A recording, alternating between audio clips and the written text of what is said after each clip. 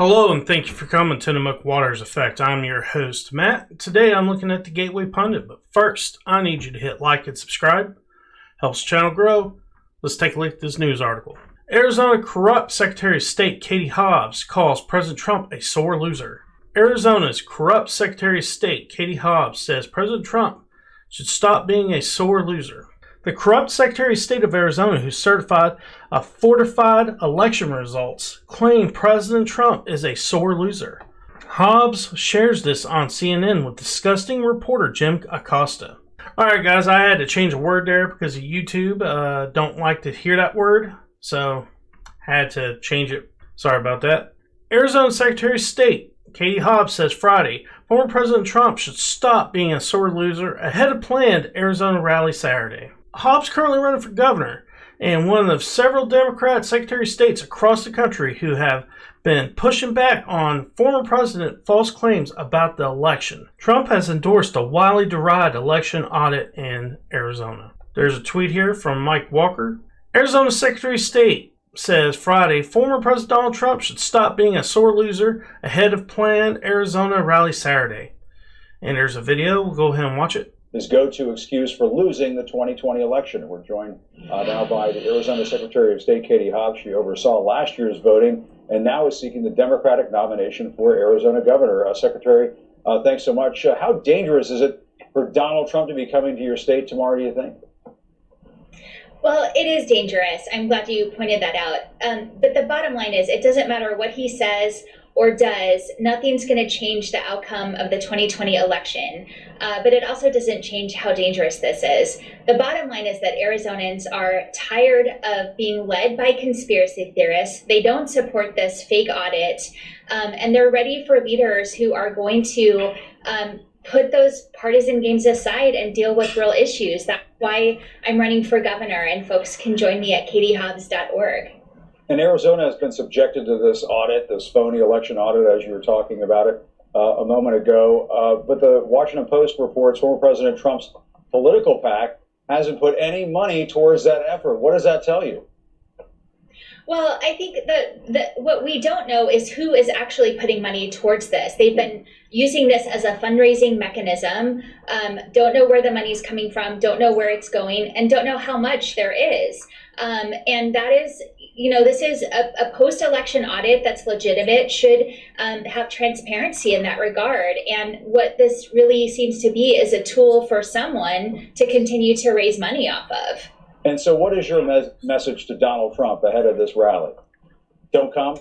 Well, I mean, like most grown-ups, take your loss and accept it and move on. I mean, this is nothing that's going on here is going to change the outcome. And really, this is nothing more than being a sore loser. All right, guys, that's the end of the video. And first thing I want to say is Jim Acosta knows nothing about this audit. He didn't even go down there to investigate it or to cover it. So his opinion is null and void, in my opinion. He should have went down there and actually did his due diligence as a reporter should to look into it, and he didn't. And then, in my opinion, the one that has the most credibility when it comes to talking about this audit is someone like Christina Bobb or Gateway Pundit's Jonah Caradison. They actually went there and investigated and looked into it. And then when it comes to Katie Hobbs saying that it is dangerous for Donald Trump to come to Arizona for his rally, she never even explains, and neither does Jim Acosta explain, how this is dangerous. It's as vague as their arguments against this audit. And in my opinion, Donald Trump's going there to practice his First Amendment right to freedom of speech. They've already purchased the time in the stadium or wherever they're going to be having the actual rally at. And he has permits and so on and so forth. So it's completely 100% legal. And the people who are going to the rally are practicing their freedom of assembly, which is part of the First Amendment. These people on the left, people like her and Jim Acosta, want to diminish the First Amendment in order to make sure people like Donald Trump and others can't do rallies like this. Well, I'm sorry. He did everything legally, so he's having that rally whether you like it or not. And the fact is that state is divided when it comes to Republican and Democrat. Yes, she's Secretary of State. And the only reason she is because of George Soros donating money. And she's running for governor. She's not going to win. Okay? She has too much baggage on her when it comes to this audit and what happened during it and what we have found out from it. The other thing is she says there's no transparency on who's paying for the audit. She's 100% incorrect. There's 4 different foundations you can actually donate to. So you know who's actually funding this? The American people are funding this. Now, one of them is fundaudit.com. And the other one is voicesandvotes.org. Now, you can also donate to 2 other places. One is General Flynn's website. Another one is Sidney Powell's website. They have donations to audits. Now, that's just not the Arizona audit. That's also other audits. Georgia, Pennsylvania, so on and so forth. The idea that there's no transparency on who's paying for this is 100% correct. And Jim Acosta, as a reporter, should know this. But he doesn't even correct her or do anything because it doesn't fit the narrative.